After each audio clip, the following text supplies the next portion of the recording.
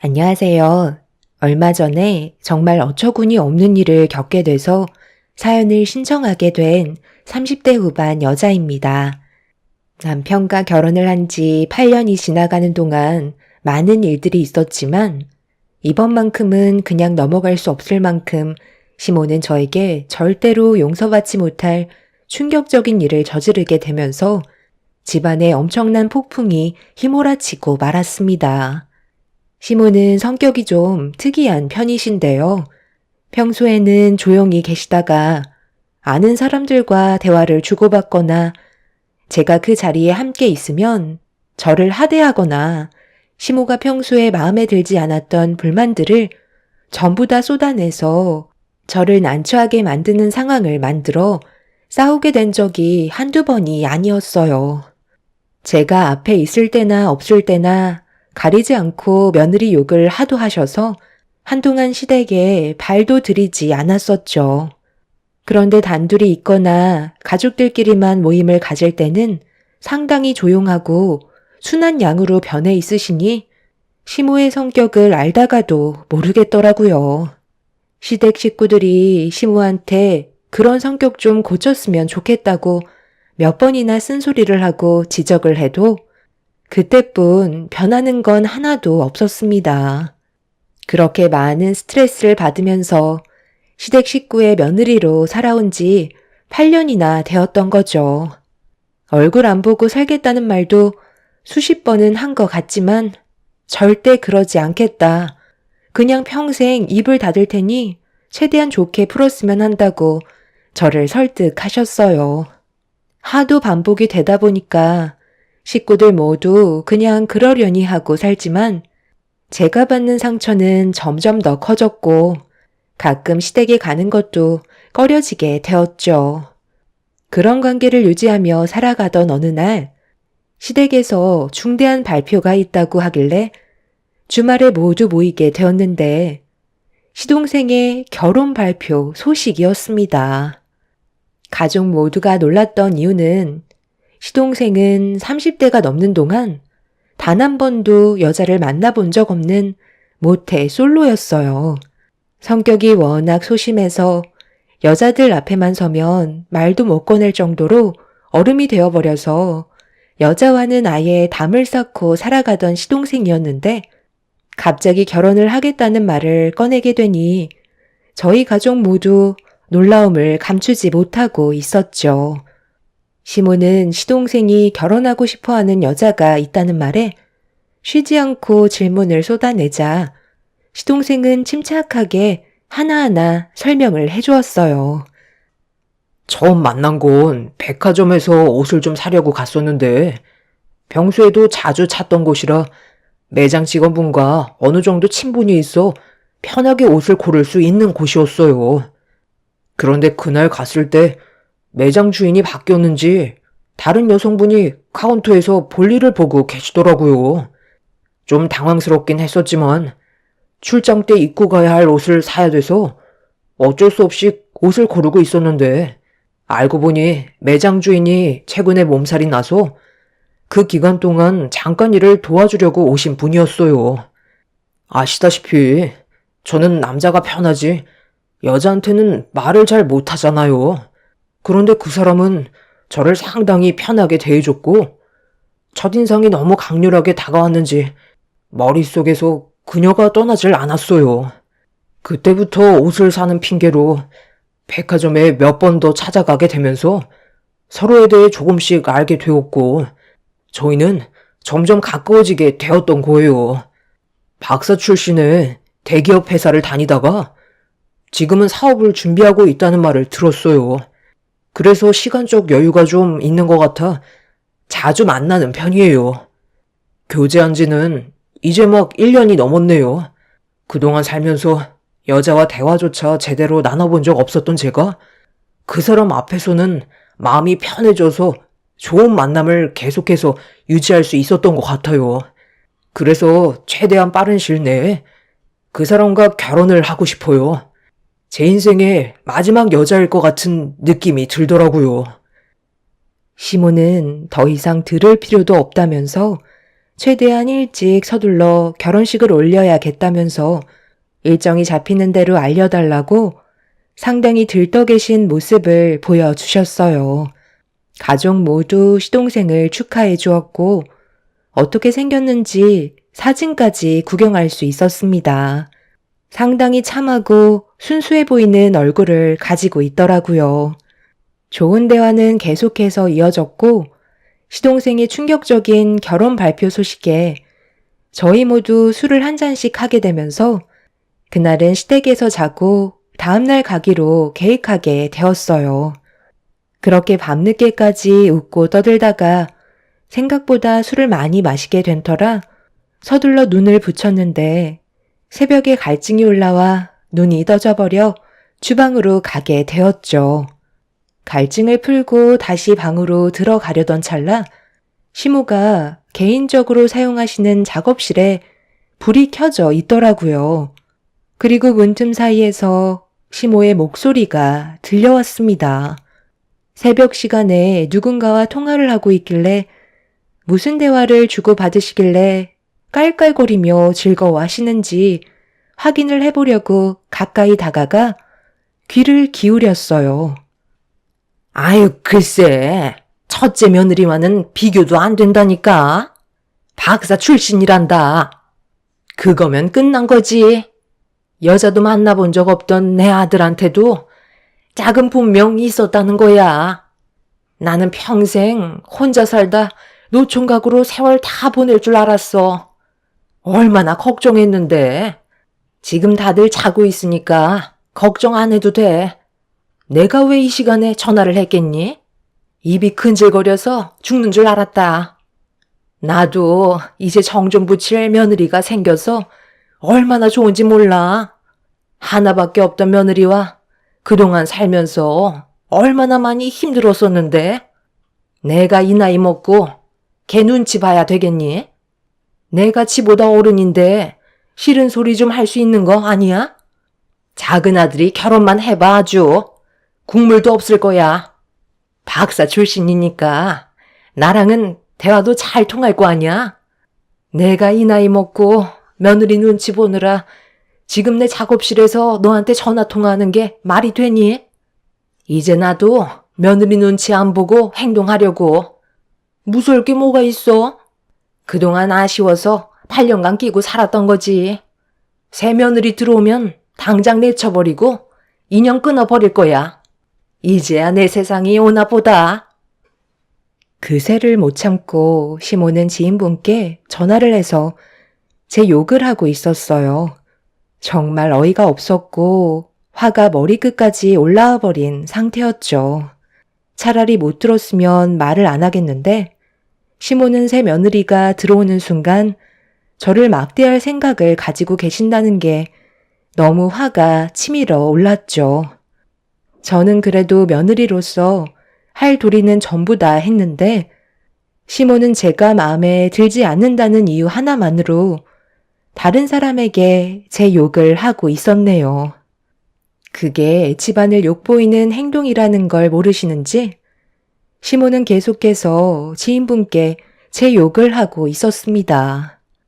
새벽 시간에 계속해서 쉬지 않고 제 욕을 하길래 도저히 참기 힘들어 작업실 문을 활짝 열어버렸습니다.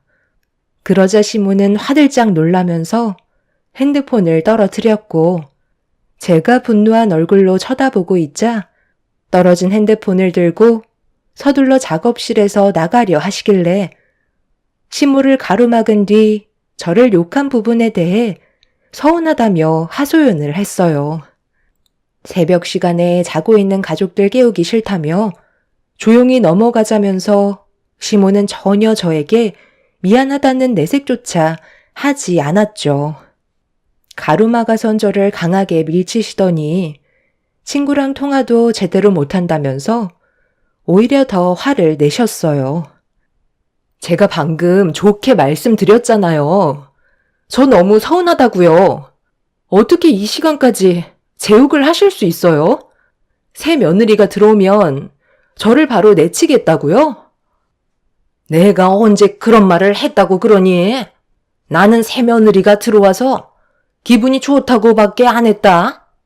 네가 아직 술이 덜 깬 듯한데 내가 쓸데없이 지금 이 시간에 친구한테 전화해서 뭐하러 너 욕을 하겠니? 내가 그렇게 한간 사람처럼 보여? 그리고 왜 남이 통화하는 걸 엿듣고 그래? 이제는 내 사생활까지 감시하는 거냐? 너만 오면 숨이 턱턱 막혀서 스트레스 받아 머리가 지끈거릴 정도라고. 나 피곤하니까 당장 비켜라. 얘가 이제는 생사람 잡고 있네. 어머님이 잘못하신 게 없으시다고요? 정말 끝까지 이러실 거예요? 가만히 있는 저를 왜 나쁜 사람으로 만드시는 건데요? 저 오늘 어머님 댁에 와서 밀려있던 집안일 도와드리고 음식하는 것까지 하나도 소홀히 한 적 없었는데 제 앞에서는 고맙다고 웃으면서 얘기하시더니 뒤에서는 제가 안 볼 때 칭찬은 한마디도 없고 욕만 하시는데 기분이 좋겠어요? 그렇게 사생활 좋아하시면 제 귀에 들리지 않게 통화를 하셔야죠. 밖에서 누구 욕을 하는지 전부 다 들릴 정도로 떠들고 계시는데 그걸 들은 저는 얼마나 마음이 안 좋은 줄 아세요? 그럼 어머님도 웬만큼 제 마음 풀어주셔야 하는 거 아니에요? 그럼 저도 이제 그만할게요. 하지만 지금 어머님이 계속 태연하게 인정하지 않으시면 저도 그냥은 못 넘어가겠어요. 저는 어머님한테 기회를 드리는 거예요. 이 시간에 얼굴 붉히고 싶지 않다고요. 나는 글쎄 잘못한 거 없다니까. 피곤하니까 너도 이제 그만 들어가 쉬어라. 나도 술이 좀 과했는지 머리가 띵하니 두통이 밀려오는 것 같다. 시모는 저에게 조금도 미안한 마음을 표현하지 않으셨어요. 제가 알지 못하는 분에게 온갖 욕을 다 해놓고 그걸 전부 들었는데 시모는 저에게 거짓말까지 하면서 상황을 더욱더 악화시키고 있었죠. 저도 최대한 좋게 넘어가려 했었지만 시모에게 미안하다는 말 한마디 듣지 못했던 저는 너무 서운했던 나머지 방에서 핸드폰을 가지고 나와 시모가 전화 통화하는 내용을 녹음해 두었던 걸 재생시키고 말았어요. 이렇게까지 하고 싶지는 않았지만 거짓말을 밥 먹듯이 하시는 시모가 잘못을 인정하게 되시는 건 항상 증거를 확인시켜줘야 인정을 하시고 사과를 받아낼 수 있었어요. 결국 전화 통화하셨던 내용이 핸드폰에서 흘러나오기 시작하자 그제서야 시모의 잘못을 인정하셨습니다. 꼭 이렇게까지 해서 사과를 받아야 하나 싶었지만 제가 그만큼 8년의 결혼 생활 동안 너무 많은 상처를 받게 되면서 몸에 배어있는 버릇 중 하나였어요. 끊임없이 제 욕을 하러 다니시고 저는 그런 시모에게 상처를 받아야 하는 이런 삶이 저 또한 너무 힘이 들었었죠. 엎드려 절받기도 아니고 가족들이 새벽에 깰까봐 억지로 사과하는 시모의 모습은 저에게 많은 실망을 안겨주었습니다. 그날 저는 너무 우라통이 터져 잠 한숨 못 자고 밤을 꼴딱 세운 뒤에 다음날 아침에 남편을 깨워서 시댁에서 일찍 나설 수밖에 없었어요. 아침부터 시모의 이중적인 모습을 보고 싶지가 않았습니다. 제가 인사만 드리고 시댁에서 나오자 시부께서 전화를 하시길래 몸이 좀 안 좋다고 설명을 드린 뒤 전날에 있었던 일에 대해 굳이 설명하지 않았습니다. 다음날까지 안 좋은 감정을 가지고 가고 싶지 않아 최대한 조용히 넘어가게 되었죠. 남편은 도대체 무슨 일이길래 아침 일찍부터 서둘러서 나와야 하냐고 물어보아서 전날에 있었던 일에 대해 설명해 준 뒤 한동안 시댁에는 가고 싶은 마음이 없을 것 같다고 얘기했어요. 어떤 일이 있었는지 대충 알게 된 남편은 그제서야 이해했다는 듯 저에게 더 이상 물어보려 하지도 않았고 저희는 그렇게 한동안 시댁에 가지 않았습니다. 한 달의 시간이 지났을 때 시동생이 남편한테 전화를 했어요. 돌아오는 주말에 결혼하고 싶은 여자를 인사시키고 싶다며 저희 부부도 함께 참석해 주길 부탁했어요. 시동생의 결혼 문제는 중요한 일이기 때문에 저희도 당연히 참석을 해야 했어요. 시모가 또 어떤 행동을 보일지 걱정은 되었지만 중요한 자리에서 시모가 쓸데없는 말을 하지 않을 거라 생각했죠. 이번 결혼이 무산이 된다면 시동생에겐 두 번 다시 여자가 없을지도 모를 정도로 상당히 중요한 자리이기 때문에 시모도 최대한 입을 조심하시는 게 당연했습니다. 그런데 시댁에 가기 하루 전날 시모가 갑자기 저한테 전화를 했어요. 저는 핸드폰에 시모의 전화가 울리는 걸 보고 대충 짐작을 할 수 있었던 게 평소에는 연락 한 번 없으시다가 꼭 제 도움이 필요할 때만 전화를 하셔서 도와달라는 요청을 하셨죠. 괜히 전화를 안 받았다가 가족 모임 때 쓸데없는 말이 나올까봐 그런 일들을 사전에 방지하고자 시모의 전화를 받게 되었고 예상했던 대로 제 도움이 필요해서 연락을 하셨던 거였죠. 내일 작은 아들이 결혼할 사람을 데려오는데 나 혼자 모든 걸 처리할 수 없어서 네가 좀 와서 도와주면 일이 좀 더 수월해지지 않겠니? 해줄 수 있지? 평소에는 연락 한 통 없으시다가 막상 도움이 필요하시니까 전화하신 거예요? 어머님 혼자 충분히 하실 수 있으신 거잖아요. 제가 굳이 도와드릴 필요 있겠어요? 네가 오면 해야 될 일이 얼마나 많은데 당연히 도와줘야지. 너 아랫동서 될 사람이 온다잖니. 확실하게 붙잡아야 하지 않겠어? 내 말 무슨 뜻인지 알지? 첫인상이 중요하다니까. 어려운 거 없으니까 내가 시키는 것만 해주면 된다.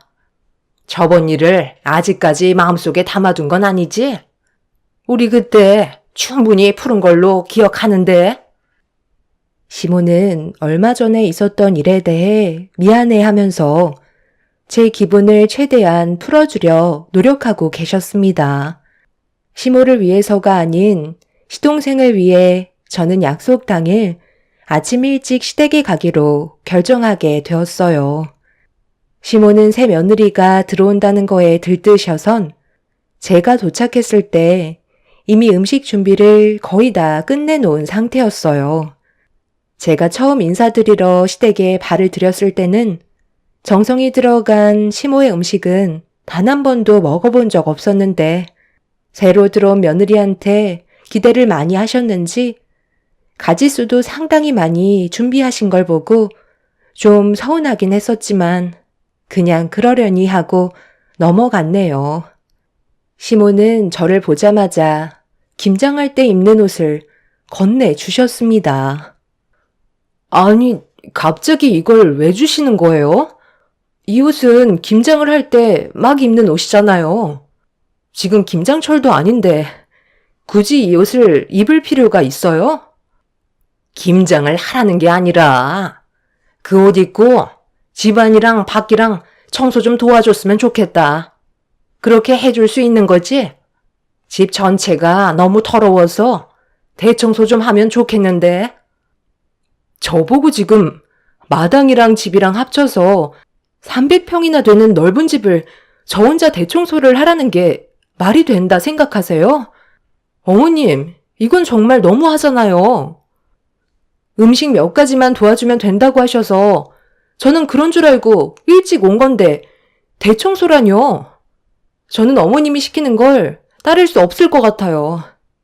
오늘 무슨 날인지 잘 아시면서 만신창이가 된 모습을 보여주고 싶지 않다고요. 화장까지 전부 다 했는데 꼭 이렇게까지 해야 되겠어요? 남자들 오면 그때 도와달라고 할 수 있잖아요. 원래 집안일은 여자가 하는 거야. 남자들은 따로 할 일이 있으니까 일단 식구들 올 때까지 네가 먼저 좀 움직여라. 내가 한번 얘기하면 좀 들어줄 수 없는 거니? 시모는 시간이 없다며 최대한 빨리 서둘러 주길 바라셨어요. 너무 황당하고 어이가 없어 헛웃음밖에 안 나오더라고요. 마음 같아선 당장 시댁에서 나오고 싶었는데 몇 시간 뒤면 시동생이 결혼할 여자를 데려오기 때문에 어쩔 수 없이 움직일 수밖에 없었습니다. 남편이 애들을 데리고 시댁에 오기 전까지 집안 청소를 할 수밖에 없었어요. 시부는 교대 근무를 하시기 때문에 퇴근을 하시려면 아직 몇 시간이 더 남아있는 상태였죠. 결국 저는 시모가 건네주신 옷을 입고 300평이나 되는 집을 혼자서 청소하기 시작했어요. 정말 다행인 건 여름이 아니라서 마당 일은 크게 손볼 건 없었는데 집안은 해야 될 일거리가 산더미처럼 쌓여 있었죠. 시모는 그동안 청소에는 신경도 안 쓰셨는지 먼지가 수북했고 손댈 곳이 정말 많이 보였습니다. 그러다 보니 어느새 저는 온몸이 땀으로 뒤덮이게 되었네요. 시모는 시간 없다며 최대한 빨리 서두르라며 재촉하셨지만 어느 순간부터 이게 뭐 하는 건가 싶더라고요. 시댁 집안의 며느리가 들어온다는데 제가 왜 대청소를 하고 있는지 이해할 수가 없었습니다. 해도 끝이 보이지 않는 집안 청소에 한계를 느끼고 있는데 갑자기 현관 비밀번호가 눌리는 소리가 들리더라고요. 남편이나 시부일 거라 생각했던 저는 급하게 달려가 현관문을 열었는데 저와 마주친 건 남편과 시부가 아닌 시동생과 예비 동서였습니다. 구질구질한 모습으로 두 사람과 대면한 저는 급하게 몸을 숨겨 방 안으로 들어갔고 시모가 시동생과 예비 동서가 들어온 걸 보고 반갑게 맞아주고 계셨어요.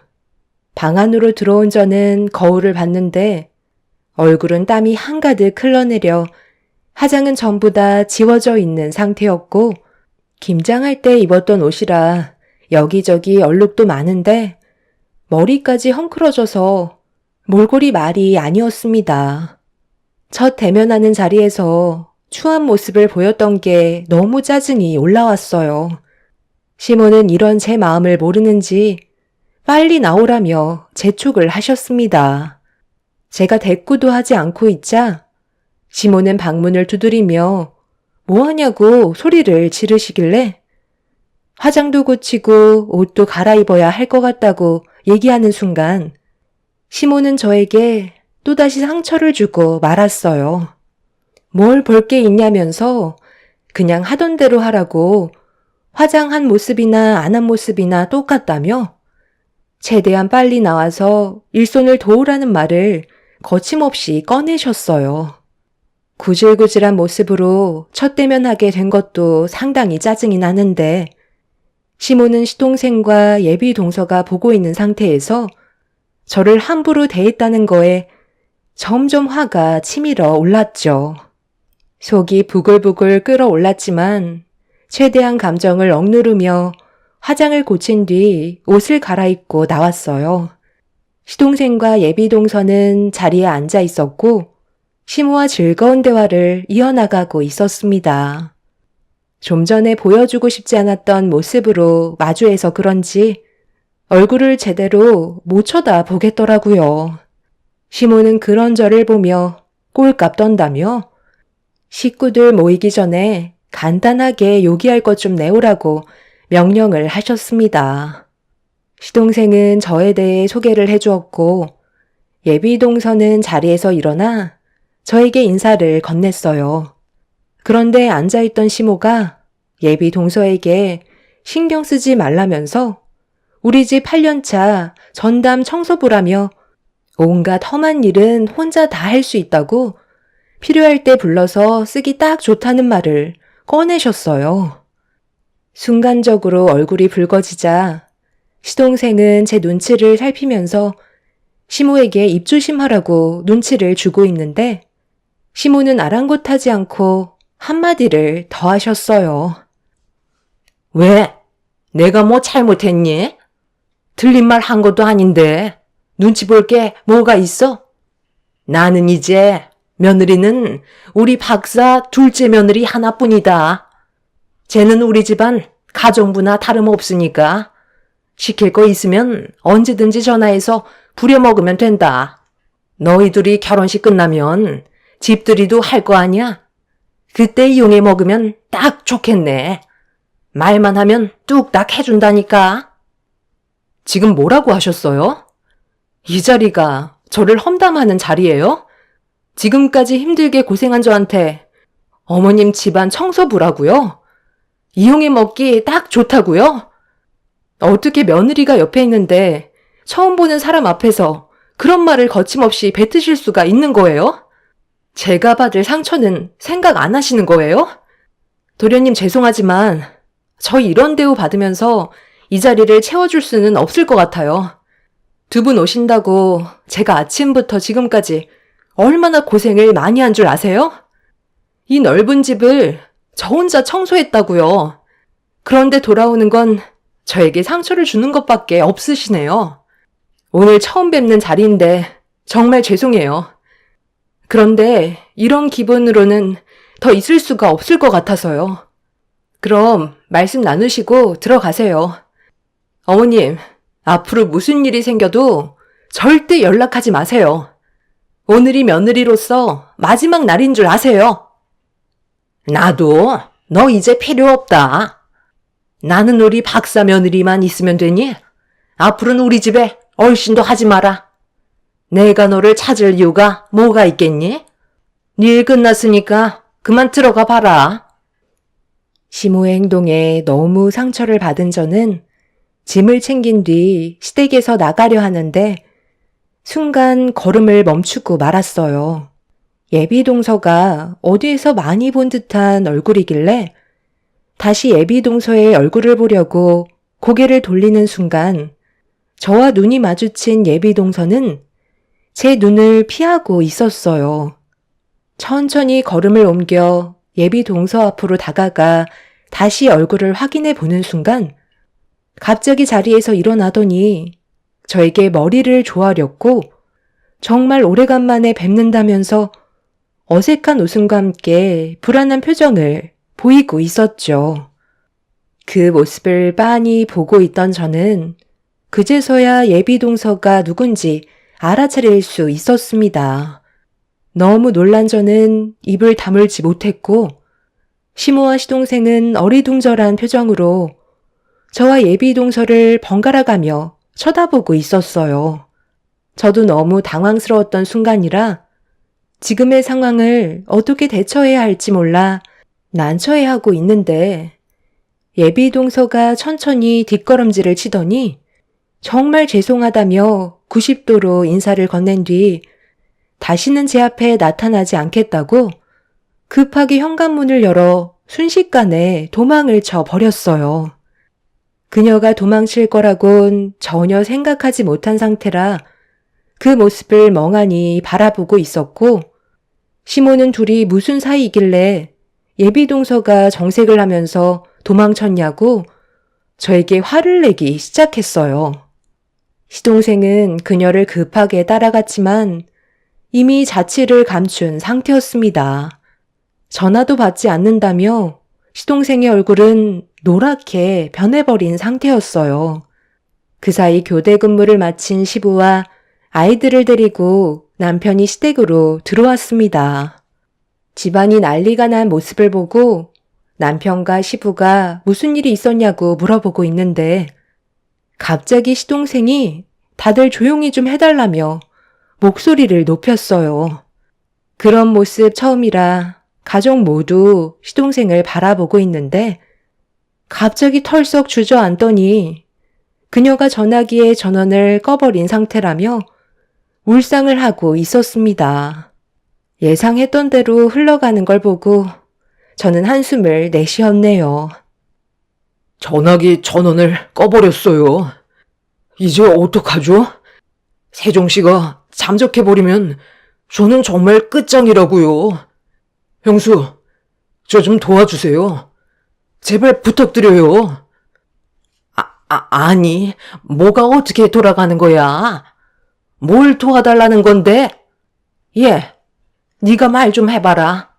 왜 너를 보자마자 뒤도 안 돌아보고 도망을 친 거니? 네가 또 뭔 짓 했지? 제가 무슨 짓을 저질렀다고 그래요?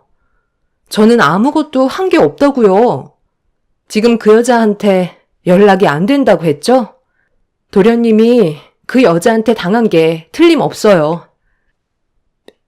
세종씨 어머님이 갑자기 쓰러지셔서 큰 수술을 받아야 하는데 사업을 준비하는데 돈을 다 써버렸다고 수중에 가지고 있는 돈이 없어 힘들어하고 있었어요. 그래서 도움을 주고 싶어 수술비를 제가 대신 주겠다고 했었죠. 원래 인사를 드리러 가려 했었는데 갑자기 일이 터지는 바람에 일단 저희 집에 먼저 인사를 드리고 세종씨 어머님이 회복을 하시면 그때 뵙기로 일정을 잡은 상태였어요.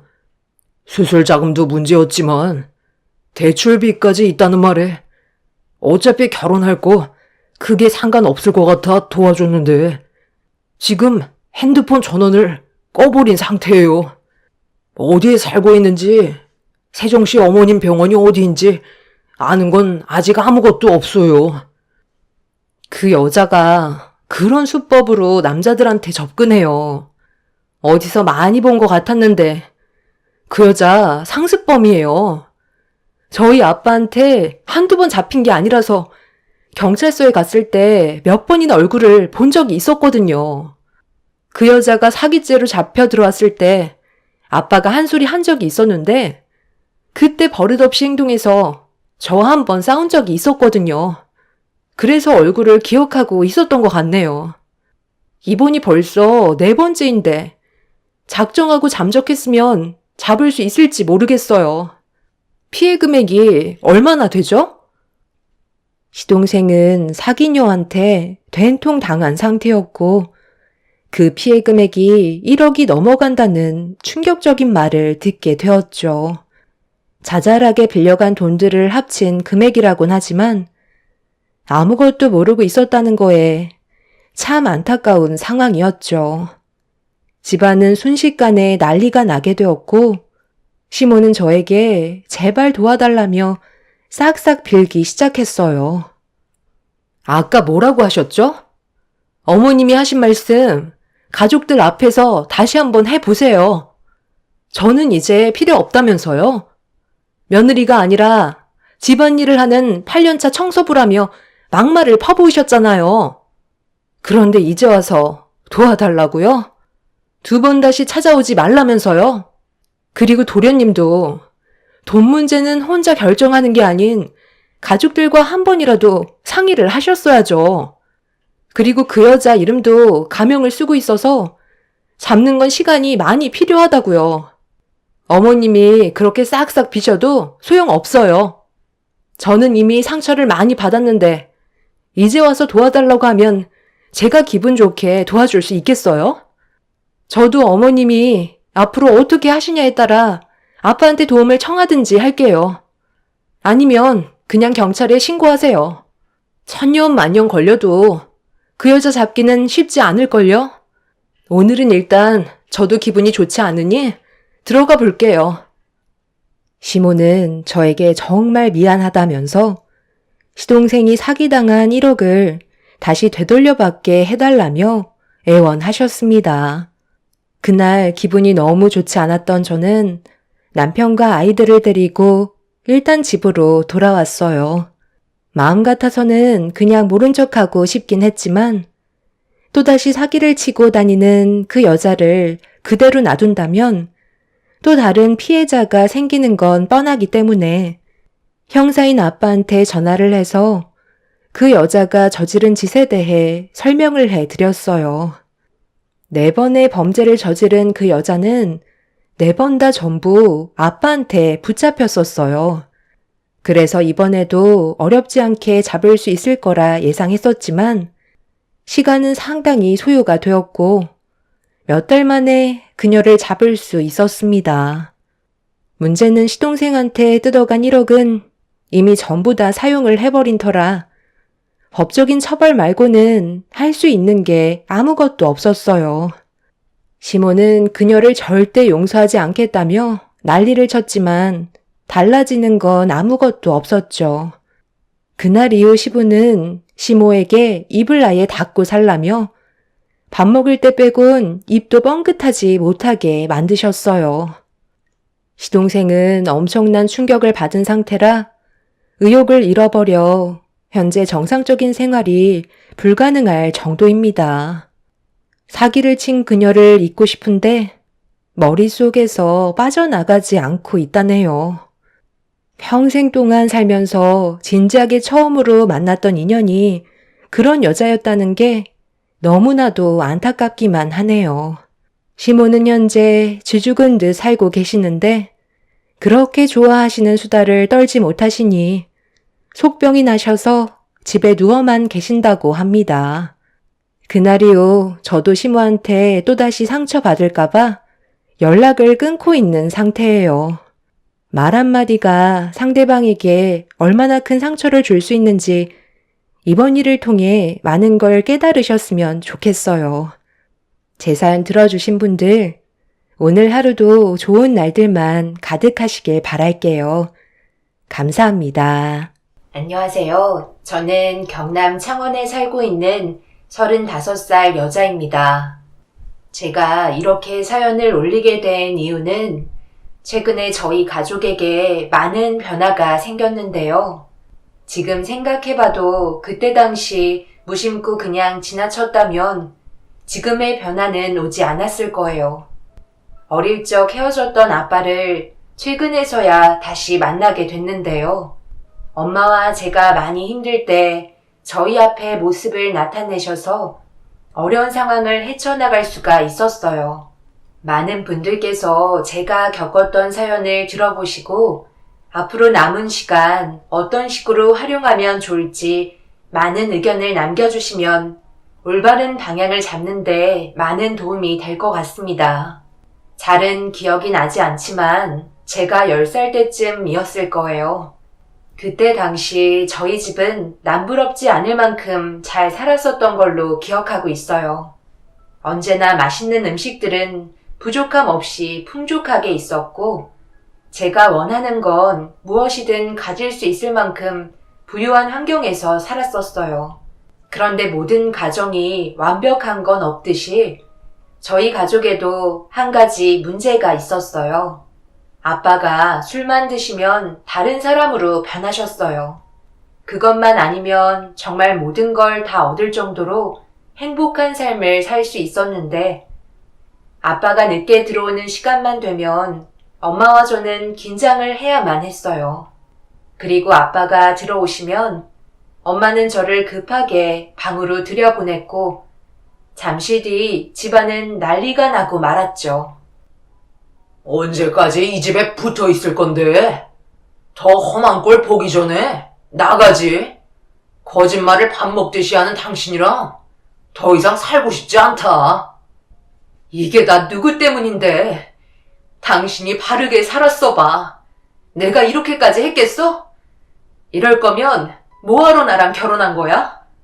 원래 당신처럼 부유한 집안의 사람들은 마누라가 집에서 두 눈 뜨고 있는데 다른 여자랑 놀고 싶니? 그래서 지금 당신이 한 짓이 잘했다는 거야? 어디서 나랑 비교를 해? 나는 비즈니스 문제로 어쩔 수 없이 접대를 한 거잖아. 그래서 가정 있는 사람이 다른 여자랑 호텔 가는 것도 용서가 된다는 거야? 시작은 당신이 먼저 했으니까 나한테 책임을 묻지 말라고. 절대 이혼 못 해주니까. 우리 둘 다 잘한 거 하나도 없으니까 내 딸 앞에서 표정 관리 잘해. 알겠어? 나보고 그런 것까지 신경 쓰라고? 당신이 이 세상에 살아있는 것만도 감사하게 생각해. 나는 분명히 얘기했어. 이번 달 안으로 이혼 안 하면 그때는 내가 어떻게 변할지 모르니까 신중하게 판단하고 결정하는 게 좋을 거야. 알겠어? 날이 가면 갈수록 엄마와 아빠의 대화는 점점 더 심각해졌어요. 그때는 그냥 싸운다고만 알고 있었지 정확하게 어떤 대화를 주고받는지에 대한 내용을 잘 알지 못했었어요. 어느 순간부터 아빠가 저를 대하시는 게 차가워졌다는 걸 느끼게 되었고, 그런 모습을 지켜보시던 엄마는 아빠가 마음에 들지 않으셨는지 밤마다 눈물을 흘리셨어요. 그렇게 부모님의 사이는 점점 더 안 좋아지면서 그런 모습들을 지켜보고 있던 저 또한 하루하루 너무 괴로웠었고, 결국엔 엄마도 아빠와 함께 살아가는 게 버티기 힘드셨는지 이혼을 택하고 마셨습니다. 어렸을 적 받았던 충격은 너무나도 크게 다가왔었어요. 아빠와 헤어지고 싶지 않다며 울며 불며 다리 잡고 애원했지만 저에게는 눈빛조차 주지 않으셨어요. 엄마는 여기서 벗어나지 않으면 앞으로 더 힘들어질 수 있다며 더 이상 아빠가 아니라고 저를 데리고 외할머니 집으로 돌아가셨어요. 할머니께서는 화가 많이 나셨죠. 곽서방이 그런 행동을 저질렀다고? 너까지 똑같이 행동하면 어쩌자는 거야? 꾹 눌러 참고 다른 방법을 생각했어야지. 똑같이 행동한 거 아니에요. 그이가 저를 얼마나 힘들게 했는지 알아요? 어쩔 때는 집에까지 다른 여자를 데려온 적도 있었다고요. 그런데도 제가 왜 그동안 참고 있은 줄 아세요? 전부 다 엄마 몸 상태 때문에 그런 거잖아요. 우리 집안 형편에 엄마 암치료비 어떻게 충당해요? 그 사람은 엄마 때문에 함부로 할 수 없다는 걸 알고 더 망나니처럼 행동했어요. 그렇게 난리치고 있는 모습을 지켜보면서도 아무것도 할 수 없었다고요. 당연히 엄마만 아니었어도 바로 이혼하고 위자료까지 받았겠죠. 그런데 제가 왜 그렇게 못했는데요? 그 사람이랑 이혼하면 앞으로 엄마 치료비는 누가 대줘요? 그렇다고 곽서방 애가 아닌 다른 사람의 애를 가져? 조금만 더 현명한 판단을 했어야지. 엄마한테 한마디 상의라도 했으면 이런 상황까지 오지는 않았을 거 아니야. 그래서 민정이 친아빠라는 사람은 지금 어디 있는데 모습을 나타내지도 않고 있어? 그이가 손을 쓴 것 같아요. 어느 순간부터 자취를 감췄는데 아무런 반응도 하지 않고 있더라고요. 원래 그 사람의 개인 기사로 일을 했었는데 찾지 않는다는 게 이상하잖아요. 저한테 한마디 말도 없이 사라진 것도 그렇고 그 사람의 행방에 대해 알려주려 하지도 않아요. 그냥 입만 꾹 닫고 있었다고요. 제가 어쩌다가 그 사람에게 마음을 열었겠어요? 남편이라는 사람이 인간 이하의 행동을 하고 매일 제 눈에 눈물만 흘리게 했는데 어떻게 버틸 수 있었겠어요? 그런 힘든 상황 속에 그 사람이 저를 위로해 준 거라고요. 엄마는 절대 민정이한테 이 사실 얘기하지 마세요. 지금까지 자기 아빠라고 생각하며 살아왔던 그 사람이 아빠가 아니었다는 걸 알게 되면 그 충격은 너무 클 거라고요.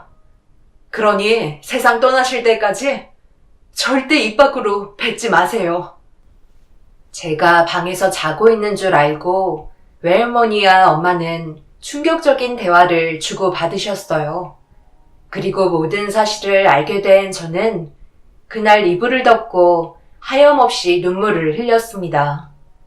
그제서야 아빠가 저에게 했던 행동들에 대해 전부 다 이해할 수 있었죠. 너무 어렸던 저는 너무 큰 충격에 빠져서 한동안 아무 말도 하지 않았어요. 엄마와 대화조차 하고 싶지 않아 무슨 말을 걸어도 대답을 하지 않았고, 제가 병이 걸렸다고 생각하셨는지 큰 병원을 데리고 다니며 검사를 받게 하셨네요. 하지만 병원에서 의사는 큰 문제가 없어 보인다며 난감해 하셨습니다.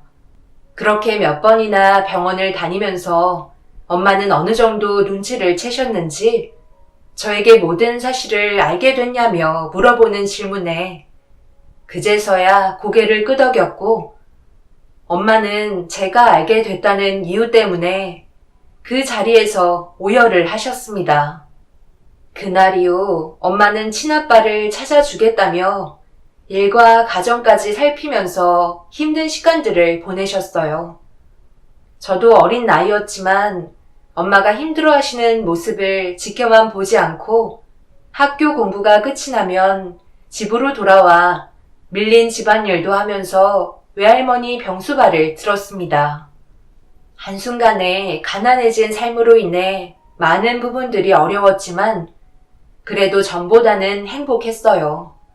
물질적으로는 채워줬을지 몰라도 가정 불화는 저에게 많은 스트레스를 줬었거든요. 하지만 엄마가 이혼을 하신 뒤로 더 이상 싸우는 모습을 안 봐도 돼서 심적으로 안정이 되어 있는 상태였어요. 엄마가 노력하면 언젠가는 친아빠가 돌아와 줄 거라 생각하며 그렇게 열심히 살았고 세월이 지나면서 할머니의 몸 상태는 점점 더 악화가 되어 가시더니 결국엔 세상을 떠나시고 마셨어요. 그동안 할머니와 함께 보냈던 시간들 중에 좋은 기억들도 있었지만 몸이 아프셔서 슬픈 기억들도 함께 공존했었기 때문에 세상을 떠나신 뒤로 차라리 잘 됐다 싶었습니다. 그만큼 엄마의 고생을 덜 수 있었으니까요. 그렇게 저희는 서로가 똘똘 뭉쳤고 각자의 위치에서 최선을 다해 살아가다 보니 어느새 저는 성인이 되었고 엄마도 그만큼 연세가 드셔서 머리도 하얗게 변하셨네요. 민정아, 너도 이제 짝을 찾아야지. 언제까지 이렇게 엄마 옆에서 살 거니? 간다니까. 엄마는 무슨 말을 그렇게 하세요? 제가 옆에 있는데 요양원에는 왜 들어가요? 집에 혼자 계시는 게 많이 답답하신 거예요? 답답한 것보다 민정이 네가 고생하니까 그렇지. 앞도 안 보이는 엄마 수발 드느라 개인적인 시간도 가지지 못하잖아. 오토바이 사고만 아니었어도 이렇게까지 되지는 않았을 텐데 정말 미안하다. 이럴 때 너희 아빠라도 옆에 계셨다면 참 좋았을 텐데 얼굴 한번 보여주지 못한 게 내 평생 한이다.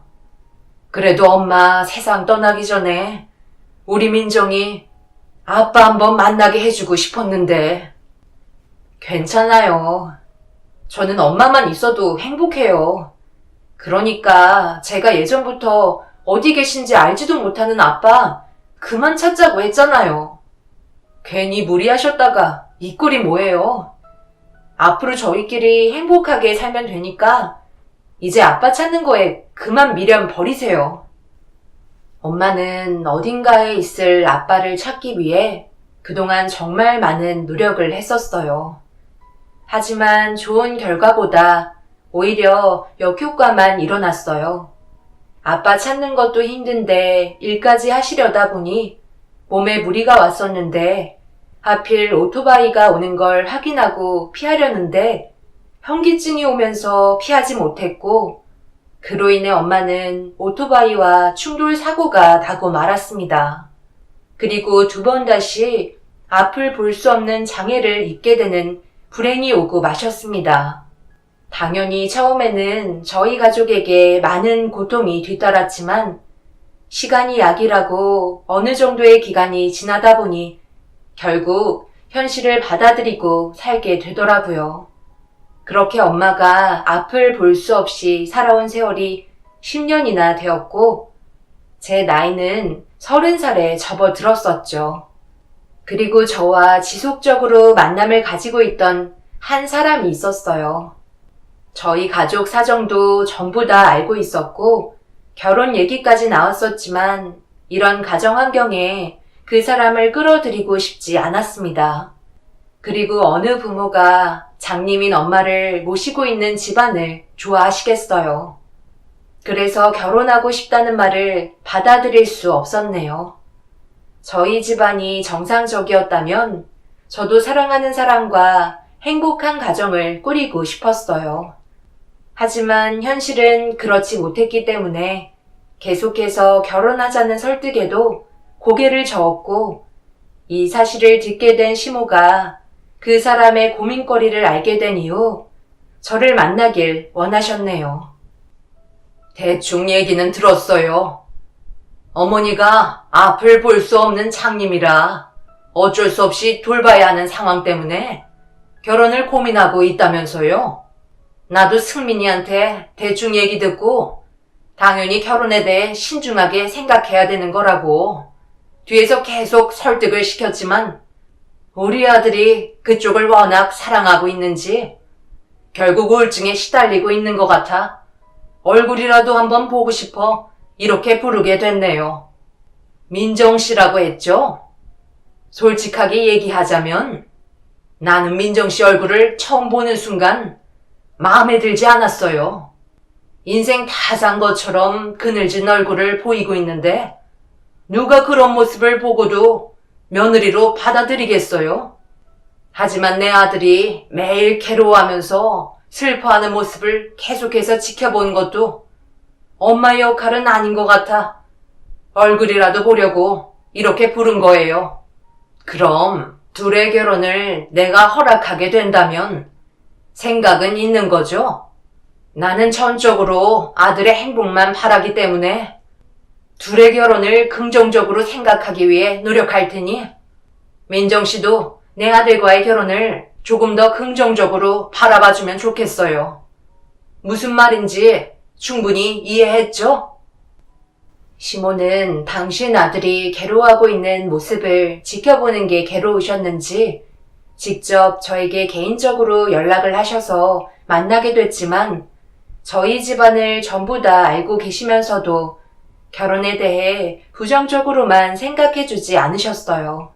서로 진심으로 사랑하고 있다는 걸 어느 정도 알고 계셨는지 긍정적인 방향으로 바라봐 주시려는 모습에 제가 걱정하고 있던 고민들이 조금씩 해결되어 가는 걸 느꼈고 정신적으로 시댁에 찾아가 시부모님께 인사를 드린 뒤 저희는 결혼 허락을 받게 되면서 저는 결국 한 남자의 아내가 되었네요. 결혼 이후에도 정말 잘하겠다던 남편은 저를 실망시켜주지 않았어요. 저희 엄마한테 정말 많은 신경을 써주었고 결혼 전에 힘들었던 부분들을 해결해주니 너무 고마웠습니다. 하지만 남편과 결혼 이후 시모의 불만이 조금씩 커지게 되었는데 그 이유는 시댁에 찾아뵙는 날이 점점 줄어들면서 소홀해졌다고 생각하셨는지 결국 저희 집에 연락도 없이 찾아오셨습니다. 사부인, 요즘 건강 상태는 어떠세요? 제 아들이 매일 옆에 붙어 있으니 당연히 좋아지셨겠죠? 그래도 이건 너무하지 않아요? 저도 제 아들 얼굴 보고 싶은데 이건 뭐 일주일에 한 번도 내려오지 않으니 얼마나 서운하겠어요? 이러려고 결혼 허락해 준 것도 아닌데 결혼한 지 몇 년 됐다고 벌써부터 소홀해지면 되겠어요? 이런 건 중간에서 사부인이 균형을 잘 잡아 주셨어야죠. 안 그래요? 제가 그런 것들까지 전부 신경 썼어야 했는데 정말 죄송합니다. 앞으로 이런 일 없도록 제 딸에게 주의를 줄 테니 너무 노여워 마세요. 얘 세아가 내가 결혼 전에 얘기했었지. 사부인께서 앞이 안 보이셔서 따로 살림 차리기 어렵다고 했을 때 내 아들이 사부인 댁에 들어가는 거 고민 끝에 받아들였다. 그럼 너도 큰 결정한 시애미한테 서운한 마음은 들지 않게 해야 되는 거 아니니? 이건 뭐 날이 가면 갈수록 잘하겠다는 마음은 어디로 갔는지 찾아보기도 힘들고 맨날 이 핑계 저 핑계 대면서 시간 없다는 말만 하니 내가 화가 안 나겠어? 참다 이건 아니다 싶어서 이렇게 직접 찾아와서 얘기한 거니? 앞으로 행동 똑바로 하거라. 알겠니? 이왕 온 김에 저녁 먹고 갈 테니까 밥상 좀 차려보거라. 설마 그냥 집에 돌려보낼 건 아니지? 시모의 행동은 날이 가면 갈수록 이상해졌어요. 주말에 찾아뵙지 못했을 땐 평일에 남편과 함께 외식이라도 같이 하려고 시간 쪼개가며 열심히 노력했었는데 그런 건 알아주지도 않으시고 말도 안 되는 꼬투리를 잡아가시며 저를 점점 지치게 만드는 시모의 행동에 너무 힘이 들었어요. 시모는 장님인 엄마를 모시고 살고 있는 저를 며느리로 받아들여줬고 남편까지 저희 집에서 살게 허락해줬기 때문에 많은 것들을 보상받길 원하셨어요. 제가 열심히 일해서 벌어오는 월급의 대부분이 시모의 생활비로 거의 다 들어갔었죠. 항상 돈을 갈취하실 때는 남편이 저희 집에서 수발 들고 있다는 걸 강조하셨고 남편의 노동값을 시모가 대신 보상받으려 하셨습니다. 그런 악행들이 계속해서 이어져 왔어도 저는 아무 말도 하지 못했었어요. 남편이 저희 집안에 정말 모든 일에 열심을 보였고 도움받는 일도 상당히 많았으니까요. 그래서 군말하지 않고 많은 부분들을 제 선에서 희생했습니다. 그런데 이런 노력들은 전부 알아주지 않으시고 되레 더 많은 것들을 바라시는 시모에게 저도 서운하긴 마찬가지였어요. 거기에 더해 저희 엄마한테 막말을 하시는 모습 때문에 표정 관리가 제대로 되지 않았고 그런 상태에서 밥상을 차리려다 보니 태도가 별로 좋지 않았는지 저를 바라보시는 시모의 눈빛은 따가울 정도로 날카로우셨어요. 그렇게 겨우 시모 앞에 밥상을 차려드렸는데 식탁에 앉으시더니 반찬들을 쓱 한번 훑어보시곤 저를 다시 바라보시면서 가까이 오라며 손짓을 하셨어요.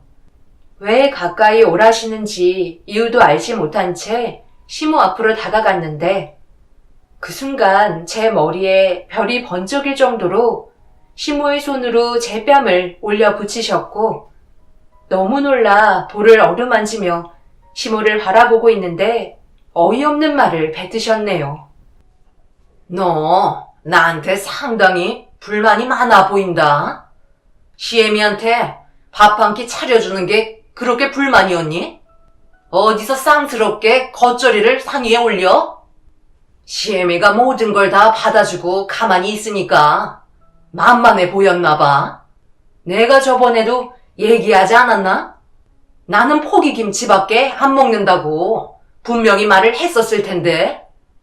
그런데 내 말을 무시하듯 겉절이를 상 위에 올려? 너 지금 이 태도 무슨 뜻이니? 나랑 한번 해보자는 거야? 딱 봐도 밥 한 끼 차려주는 것도 싫어서 억지로 준비하는 게 보이는데 내가 여기까지 와서 이런 대접 받아야 되겠어? 이러려고 내 아들을 너한테 장가 보냈는지 알아? 이딴 맛도 없는 겉절이는 너는 실컷 먹거라. 시모는 갑자기 제 머리채를 잡으시더니 겉절이가 담겨있는 그릇을 들어서 제 얼굴에 부은 뒤 사정없이 문대셨어요. 갑작스러운 시모의 돌발 행동에 매운 고춧가루가 전부 다 눈에 들어가게 되었고 너무 고통스러워 비명을 지르자 앞이 안 보이시는 엄마가 무슨 일이냐며 시모가 날로 더듬거리시며 가까이 오시더니 엄마가 시모의 손을 잡는 순간 더러운 손으로 어딜 만지냐며 엄마를 내동댕이 치셨습니다. 그런데 그 순간 말도 안 되는 충격적인 상황이 터지고 말았네요. 엄마가 중심을 잡지 못하시고 그대로 넘어지시면서 식탁 모서리에 머리를 부딪히시면서 정신을 잃으셨고 머리에선 혈흔이 흘러내리기 시작했어요. 너무 큰 충격을 받은 상태라 아무것도 하지 못한 채 주저앉아 버렸는데 때마침 남편이 퇴근하고 집으로 들어왔고 눈앞에 펼쳐진 광경을 보고 빠른 상황 판단으로 급하게 구조대에게 도움을 요청했어요. 그렇게 엄마는 응급실로 향하게 되었고 다행히도 머리에 상처가 깊지 않아서 치료를 받아야 했지만 큰 문제는 없이 고비는 넘길 수 있었네요. 그렇게 병실에서 치료를 받으며 안정을 취하시는 동안 많은 생각을 하셨는지 제 손을 잡으시며 입을 여셨어요. 언제까지 이렇게 무시당하면서 살 거야? 엄마가 앞이 안 보이는 거지? 귀는 열려 있다. 나는 민정이 네가 정상적인 결혼 생활을 했으면 좋겠어. 그러니 이제 그만 고집 부리고 엄마를 그만 놓아줬으면 한다. 치료가 끝나는 대로 요양원에 들어갈 테니 더 이상 말리지 마라. 이렇게 해야 서로가 편한 거야. 지금 봐봐라. 왜 이렇게 됐는지 잘 생각해 보라고. 엄마 하나 돌보겠다고 너희들 개인 시간도 없고 사부인 눈치 보면서 생활해야 하는데 당연히 스트레스 안 받겠니? 엄마가 요양원에 들어가야지만 모든 상황이 정리가 될 거다. 그러니 엄마 말 듣고 더 이상 고집 부리지 않았으면 좋겠어. 엄마는 이 모든 상황들이 전부 다 당신 탓이라며 요양원에 들어가길 원하셨어요. 하지만 저는 엄마의 말을 들어드릴 수가 없었어요. 제가 두 눈 뜨고 살아있는데 엄마를 요양원에 모실 이유가 전혀 없다고 생각했었거든요. 하지만 경찰서에서 상황을 정리하고 병실로 들어온 남편은 표정이 좋지 않았고 이런 생활은 모두에게 불행이라며 저희 엄마를 요양원에서 보살펴 드리는 게 모두에게 득이 되는 결정이라고 많이 지친 모습을 보여주고 있었네요. 저도 그렇고 남편도 한계에 도달했다는 걸 받아들여야만 하는 순간이었죠. 제가 엄마를 요양원에 모시지 않는다면 남편도 더 이상 저와 함께 살아갈 수 없을 것 같다고 지금의 상황을 힘들어했어요. 결국 저는 엄마를 요양원에 모시기로 결정을 하게 되었고 그렇게 하나하나 제자리를 잡아가는 듯 싶었어요. 시모도 자신의 잘못 저희 가족에게 용서를 구하시면서 상황을 좋게 마무리 지었지만 시모와 저와의 관계를 회복하는 데는 상당히 오랜 시간이 필요했어요. 제가 받은 상처가 너무 컸기 때문에 시댁에 가는 걸 꺼려하게 되었습니다. 시모도 처음에는 어느 정도 지금의 상황을 받아들였지만 시간이 지나면 지날수록 점점 불만이 쏟아져 나왔고 시모는 다시 예전의 성격을 보이셨어요. 사람은 고쳐 쓰는 게 아니라더니 결국 화가 잔뜩 나신 상태로 저를 시댁에 부르셨어요. 네가 움직여야 내 아들도 우리 집에 마음 편히 올 거 아니야? 언제까지 이런 식으로 살 건데? 미안하다고 했잖아. 그럼 된 거 아니니? 제가 감정이 없는 것도 아니고 어머님께서 저희 집에 찾아오셨을 때 그난리 치셔놓고 미안하다는 말 한마디면 제가 용서를 해드려야 되는 거예요? 그이가 하도 부탁해서 법적인 절차 안 밟은 것만도 감사하게 생각하세요. 마음 같아서는 바로 구속 절차 밟고 싶었다고요. 그이가 한 번만 용서해달라고 저한테 무릎까지 꿇어서 봐드린 거예요. 아시겠어요? 시모는 제가 입을 여는 순간 머리채를 잡으셨고 당장 이혼하라며 난리를 치셨어요. 그렇게 한바탕 집안이 난리가 난 상황 속에 갑자기 초인종 소리가 들리자 제 머리채를 잡았던 손을 놓으시더니 거친 숨을 내쉬면서 인터폰 앞으로 다가가셨어요. 그리고 누구냐고 물어본 순간 제 귀를 의심할 만한 한마디가 들려왔습니다. 저도 놀란 상황이었고 시모의 얼굴 표정도 굳어지기 시작하셨어요. 인터폰에서는 다시 한번 반복적인 말소리가 들려왔고 시모는 당황한 듯 문을 열어주셨네요. 그렇게 생전 처음 본 사람이 어느 한 사람의 도움을 받아 시집 문턱을 밟는 순간 저는 35년 만에 처음으로 아빠의 얼굴을 보게 되었습니다. 인터폰에서 시모가 누구냐고 물어보는 질문에 민정이 아빠라며 문을 열어달라고 했었는데 문제는 35년 만에 보게 된 아빠의 모습이 남들과는 달랐어요.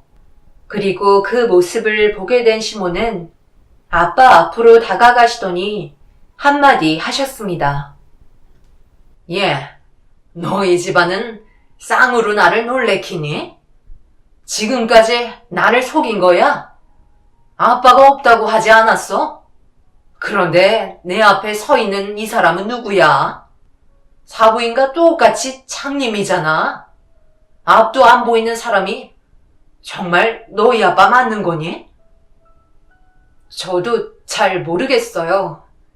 아빠의 모습은 한 번도 본 적이 없었거든요. 그런데 여기는 어떻게 알고 오신 거죠? 어떻게 왔겠어?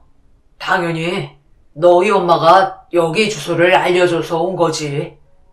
여기 오기 전에 엄마한테 통화했었잖아. 그 옆에 내가 있었다. 갑자기 내가 나타나서 많이 놀랐지. 나도 그렇고 너희 엄마도 어느 정도 상황 파악을 해야 돼서 시간이 좀 걸렸단다. 아빠가 너무 늦게 나타나서 미안하다. 하루빨리 너 앞에 나타났어야 했는데 보다시피 내 모습이 이래서 너에게 짐이 될까봐 찾을 생각조차 할 수 없었다.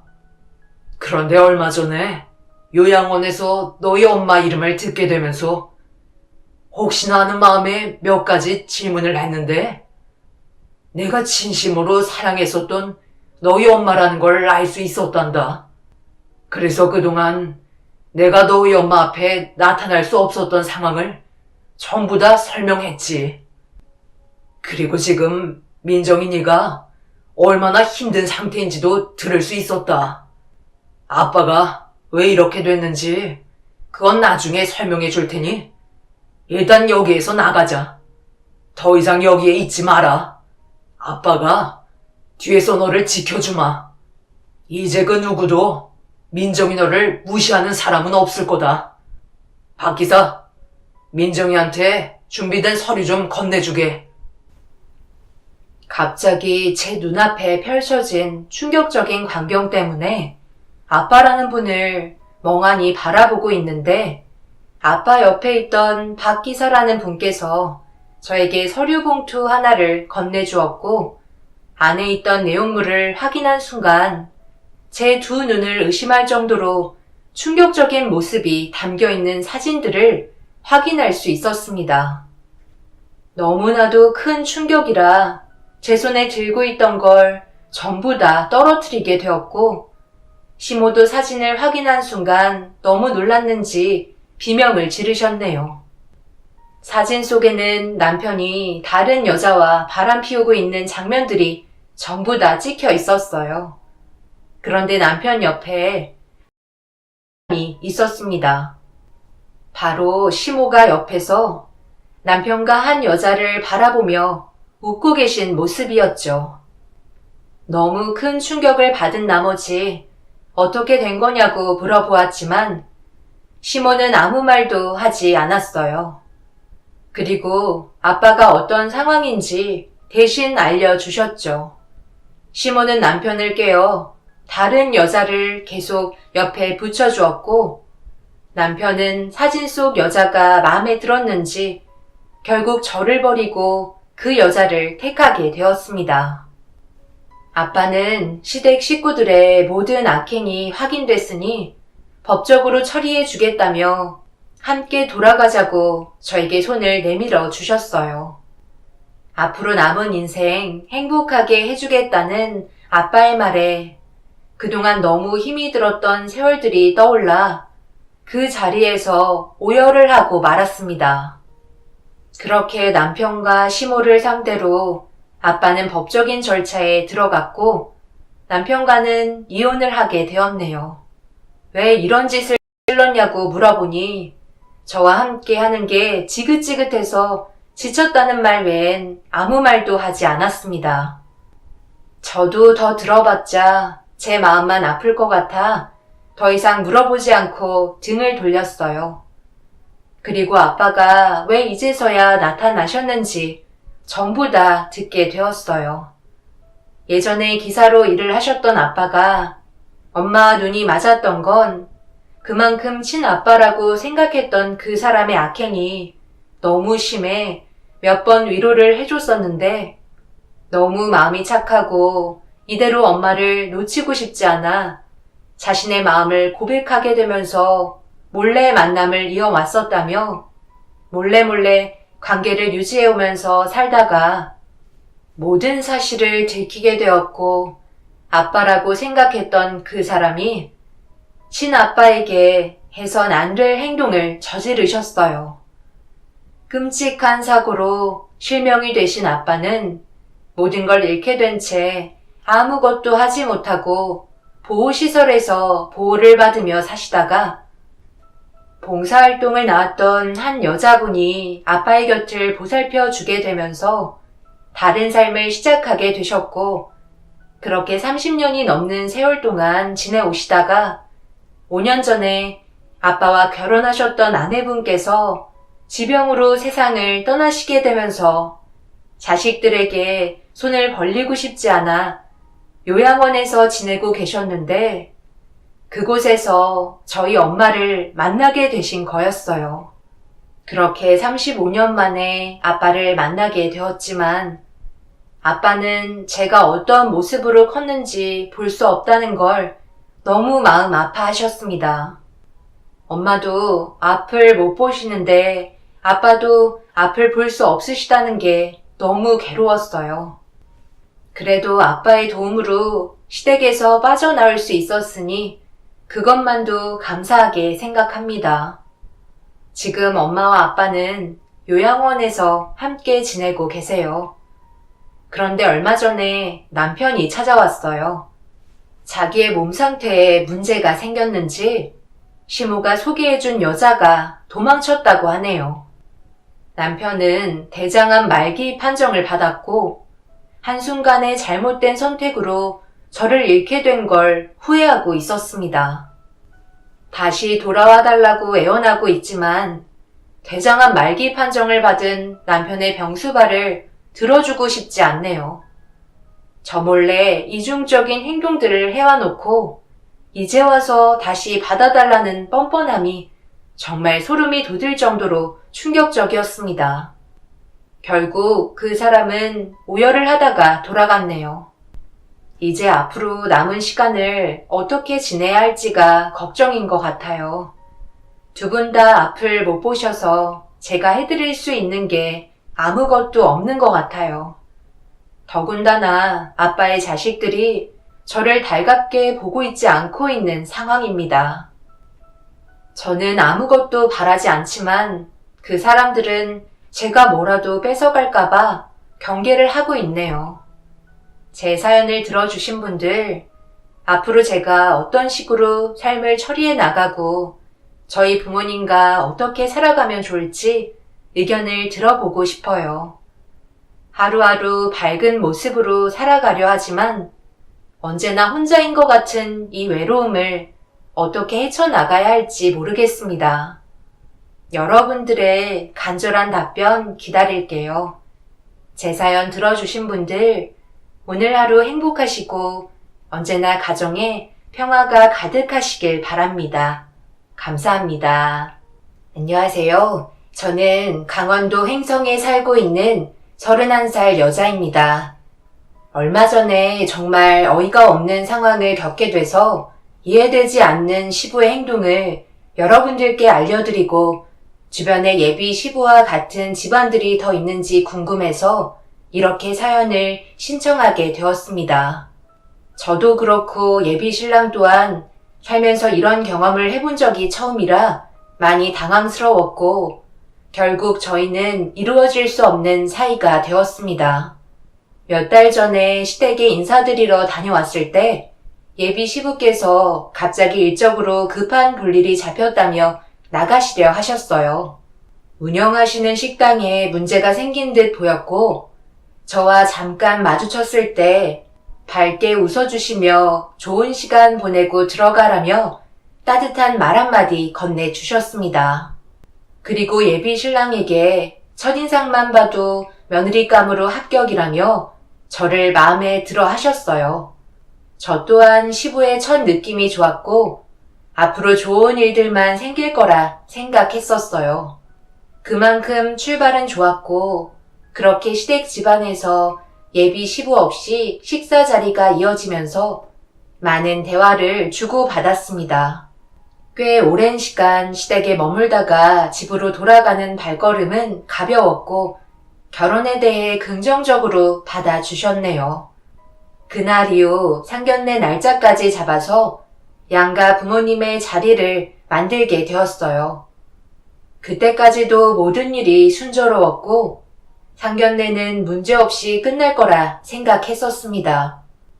그런데 아빠가 30분 정도 늦을 것 같다는 전화 한 통에 때마침 시댁 식구들이 상견례 자리에 들어오셨고 급하게 전화를 끊은 뒤 시부모님께 인사를 드리며 자리를 안내해 드렸습니다.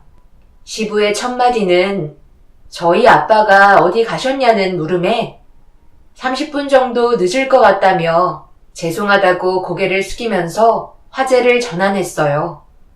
시부는 시간도 많은데 오랜 시간 대화 나누는 것도 좋을 것 같다며 얼마 전에 시댁에 인사드리러 갔을 때 나누지 못했던 대화를 이어가자며 밝은 분위기로 이끌어 가셨습니다. 그렇게 한참 동안 즐겁게 대화를 주고받으면서 분위기가 점점 무르익고 있는데 시부가 던진 한마디에 아무 생각 없이 대답한 순간 갑자기 목소리에 변화가 느껴지기 시작했어요. 지금 뭐라고 그랬지? 다시 한번 말해보거라.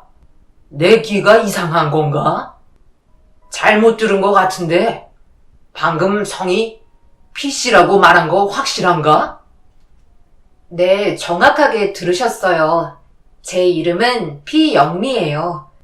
그런데 아버님, 안색이 별로 좋지 않으세요. 무슨 일 있으신가요? 그러니까 지금 성이 확실하게 피씨라는 거지. 어쩐지 풍기는 느낌이 별로 좋지 않더니 이름에서 문제가 있었구먼. 주성이 너는 지금까지 아빠를 속이고 있었던 거야? 어차피 밝혀질 거였는데 굳이 숨긴 이유가 뭐야? 이 결혼은 엎어야 되겠다. 아버지께서 얘기하신 거 잊어버리지 않고 있었어요. 그런데 요즘 시대에 그게 뭐가 문제가 된다는 거예요? 내가 무슨 성씨냐고 물어보지 않았다면 결혼식 당일 파투 났을 거다. 지금에라도 물어본 걸 다행으로 생각해라. 어떻게 천민 중에서도 제일 비천한 백정 피씨냐? 우리 양반 집안과는 절대로 섞여서도 안 되고 엮이는 것조차 용납할 수 없다. 무슨 말이 더 필요하겠어? 당장 일어나거라. 너도 여자 보는 눈이 이렇게 없어서야 되겠어? 그 많은 성씨 중에 하필이면 동물의 가죽이나 벗기는 백정 피씨라니. 천민 중에서도 제일 하발이잖아. 뭐하고 있어? 빨리 일어나지 않고 더 이상 볼 필요도 없다니까. 아버님, 뭔가 오해가 있으신 것 같은데요. 저희 집안이 천민이라뇨. 그리고 요즘 시대에 누가 그런 것까지 따지면서 결혼해요? 외국인과도 결혼하는 시대인데 양반 집안, 천민 집안을 따진다는 게 너무 억지스러운 것 같아요. 혹시 제가 어디 마음에 안 들게 행동한 거라도 있는 건가요? 아버님께서 말씀하신 건 너무 억지스러운 것 같아서요. 살면서 이런 말은 저도 처음 들어봤어요. 그리고 내가 제일 증오하고 싫어하는 이름이 피씨야. 내 삶을 얼마나 힘들게 했는지 알아? 어찌됐든 피씨는 안 된다. 시부는 무조건 피씨의 성을 가진 저와 예비 신랑과의 결혼을 허락해 줄 수 없다며 순식간에 분위기를 안 좋게 만드셨어요. 예비 신랑은 서로 사랑하는데 성씨가 뭐가 중요하냐고 화를 내기 시작했고 결국 상견례장은 난리가 나고 말았습니다. 시모는 침착하게 제 옆으로 다가오시더니 시부가 워낙 집안 성씨에 대해서만큼은 예민하다며 저한테 어쩔 수 없다고 현실을 받아들여야 한다며 더 이상 결혼 얘기는 할 수 없을 것 같다며 난감해 하셨고 시부는 저희와 더 이상 대화조차 섞고 싶지 않다며 밖으로 나가려 하셨습니다. 예비 신랑은 그런 시부의 팔을 잡으며 말리기 시작했고 시부는 저희가 더럽다는 듯한 표정으로 증오하며 바라보셨네요.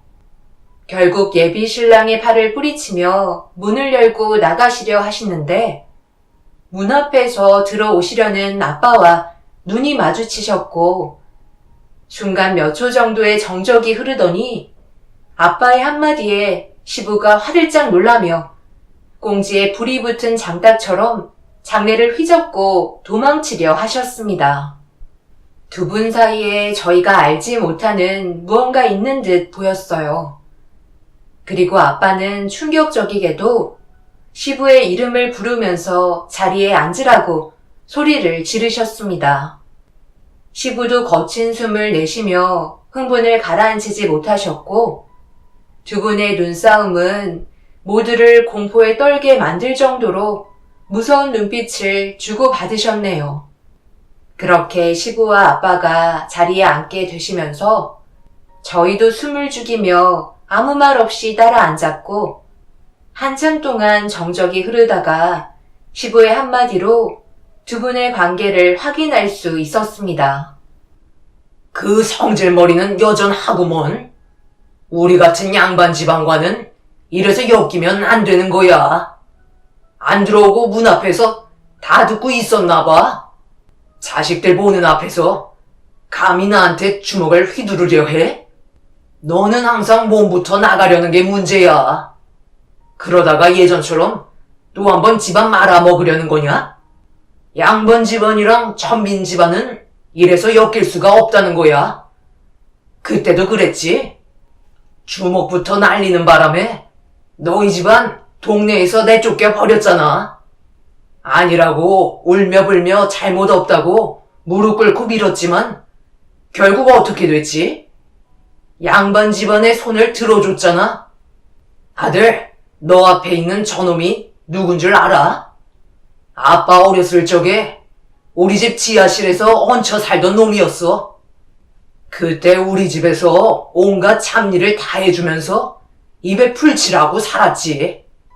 그만큼 살아온 환경 자체가 다르기 때문에 출신 배경은 무시할 수 없고 매우 중요한 거다. 가뜩이나 천민성 씨를 가진 집안 중에 우리가 먹여주고 채워줬던 저놈의 딸을 우리 며느리로 받아들인다고? 가문에 먹칠할 일이고 남들이 들으면 욕한다. 천민은 다 이유가 있는 거야. 예전에 너희 할아버지께서 뭐라고 하셨는지 알아? 함부로 말도 섞으면 안 될 정도로 천한성 씨를 알려줬었다. 발천이라고 노비, 승려, 무당, 광대, 상여꾼, 기생, 공장, 그리고 마지막이 백정이다. 다른 사람들과 예로부터 다른 모습들을 하고 따로 모여 살았기 때문에 모습 자체가 다를 뿐더러 눈빛도 일반 사람들과는 비교가 되었지. 가축을 잡아 고기를 대주니 쓸모는 있으나 상스러운 일을 하는 청것들이니 가까이 둬서는 절대 안 된다고 너희 할아버지께서 누누이 말씀하셨지. 그래서 우리 집에 살 때도 멀찍이 지하에서 시키는 일만 하며 입에 풀칠하면서 살아왔던 거다.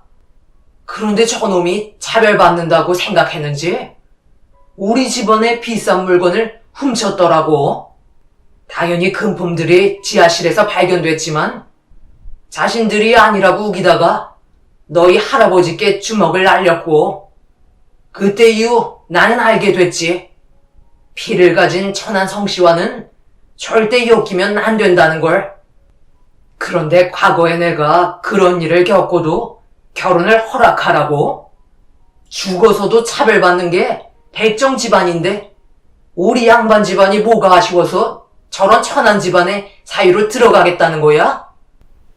시부와 아빠 사이에 전혀 알지 못했던 과거의 충격적인 사건들이 있었고, 시부의 말을 듣고 있던 아빠는 주먹을 쥐며 온몸을 부들부들 떨고 계셨어요. 그리고 아빠는 분노한 목소리로 과거에 있었던 일에 대해 해명하기 시작하면서 그때는 풀지 못했던 아픔이 아빠에게 남아 있었다는 걸 알 수 있었어요. 시부의 말이 전부 사실이기는 하나 금품을 훔친 건 아니라는 말이었죠. 자네는 아직까지 그 성격을 버리지 못했나? 어떻게 자식들 앞에서 그런 말을 서슴없이 할 수가 있는 거지? 애들이 받을 상처는 생각도 하지 않는 거야? 그리고 그때 당시에 자네 집에서 얹혀 살 때 온갖 잡일은 다 하면서 겨우 풀칠하고 있는 우리 집안이 천하다는 이유 하나만으로 너는 나를 어떻게 대했지? 입에 담지 못할 정도로 나를 괴롭혔잖아. 하지만 아버지께서 무조건 참아야 한다는 말에 갈 곳이 없다는 걸 알았던 나는 네가 나한테 하는 몹쓸 행동들을 전부 참아내왔어. 그런데 그런 모습이 못마땅했는지 우리가 밖에서 일하는 동안 지하실에 금품을 숨겨놓았잖아. 그리고 지하실에서 나오다가 나랑 마주치게 된 거고, 너는 당황스러워 하더니 너희 아버지께 거짓으로 우리를 몰아간 거 아니야? 금품이 있는 위치 또한 네가 숨겨놓았으니 당연하게 제일 먼저 찾았잖아. 그래서 내가 모든 걸 다 봤다고 솔직하게 설명을 했어도 천한 집안이라고 생각하며 무시해오던 너희 아비가 우리를 도둑으로 몰았고, 그런 와중에 몸싸움까지 벌어진 건데 그걸 지금 우리 탓으로 돌려? 아빠의 말에 또 다른 사건이 드러났고, 두 분이서 주고받는 눈빛은 그때 당시 서로에게 있었던 분노를 터뜨리고 있었어요. 한마디로 시부는 우리 집안이 천하다는 이유 하나만으로 무시하고 함부로 대했다는 말이었습니다.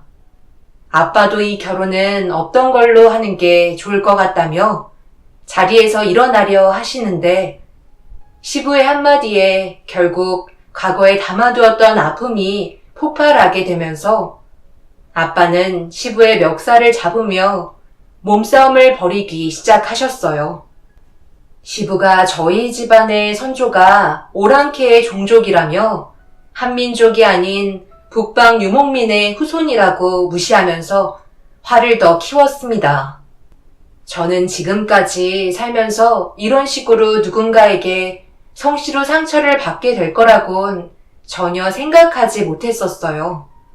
그날 너무 큰 상처를 받았고 난감해하는 예비신랑은 시부와 아빠를 중간에서 말리고 있었지만 두 분의 화는 오래전부터 쌓여왔었기 때문에 더 이상 회복될 수 없었습니다.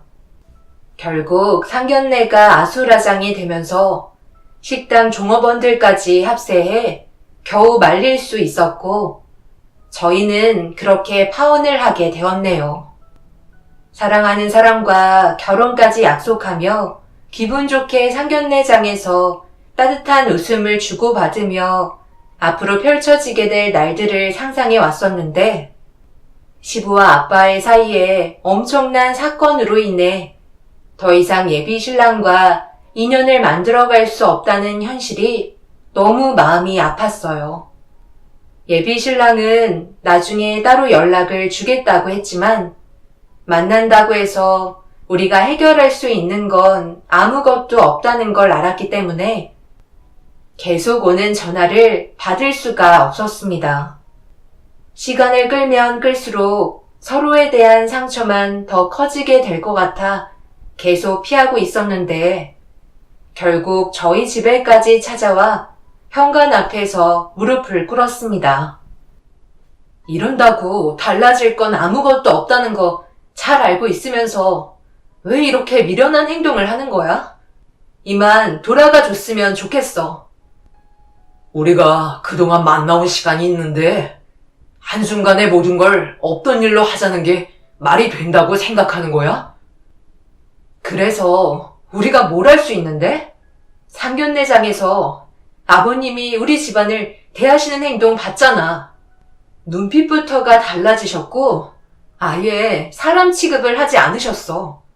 아버님은 아직까지 과거의 기억에 사로잡혀 있으신 것 같아. 그리고 우리 집안 그렇게 무시할 정도로 못 사는 거 아니야.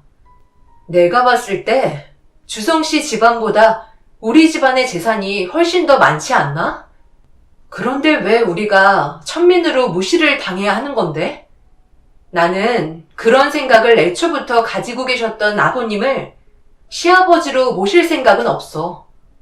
그리고 우리 아빠한테 하신 과거의 행동들이 아직까지 생생하게 아픈 기억으로 남아 있으신데 내가 그 집에 며느리로 들어가는 건 당연히 말이 안 되는 거잖아. 우리가 만나온 시간이 길었다고 생각하지 마. 여기까지인 것만도 감사하게 생각해야 돼. 예비 신랑은 눈물을 흘리면서 되려 자기가 잘못했다며 대신 용서를 빌고 있었어요. 하지만 그런 건 아무런 소용이 없었습니다. 아빠는 괴로워하고 있는 예비 신랑에게 다가가 어쩔 수 없는 상황을 억지로 받아들이고 살면 나중에 화가 클 거라고 저와의 인연을 끝내주셨고 결국 눈물을 훔치며 고개를 떨군 채 뒤돌아 가버린 예비 신랑은 두 번 다시 만나지 않을 거라 생각했었어요. 그렇게 저희는 연락도 주고받지 않았고 더 이상의 인연을 만들어가지 않았습니다.